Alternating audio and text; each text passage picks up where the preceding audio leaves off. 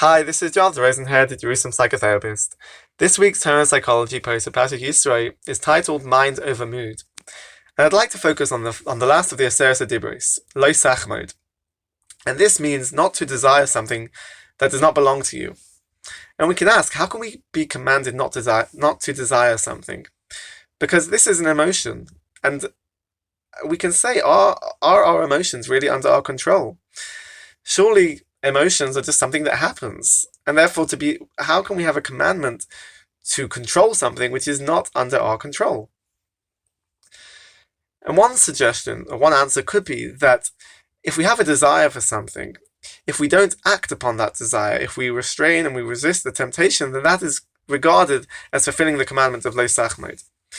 And perhaps this actually can relate to one of the theories of emotion, the James Lang theory of emotion, that says that a physiological sensation or a behavioral act is actually the emotion. The emotion is that if a person smiles, then that means they are happy. That is the emotion. Or if a person cries, then they are sad. Or if a person is running and their heart is pumping, then that is regarded and registers as fear.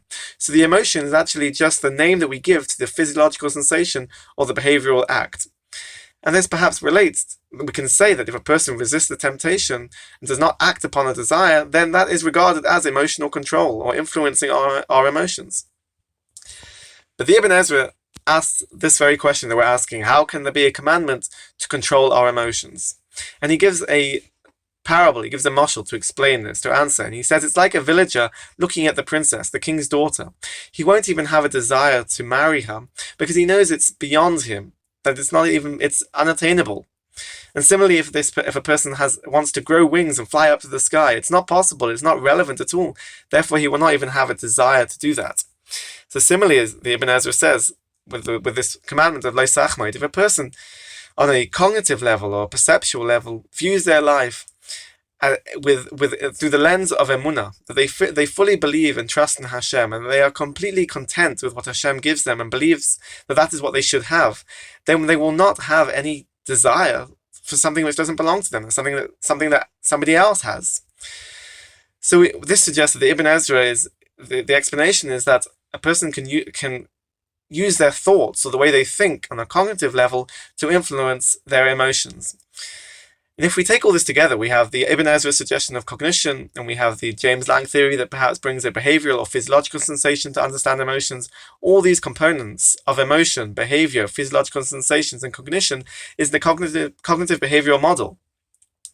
And indeed, there's a very popular self-help book in CBT by Greenberger and Podesky called Mind Over Mood: How a Person's Thoughts Can Change the Way They Feel. And they suggest that a person's thoughts it's advisable to start from the point of a person's cognitions in order to influence one's emotions. There's a link between cognitions and emotions, that whenever a person feels something, there's an associated thought.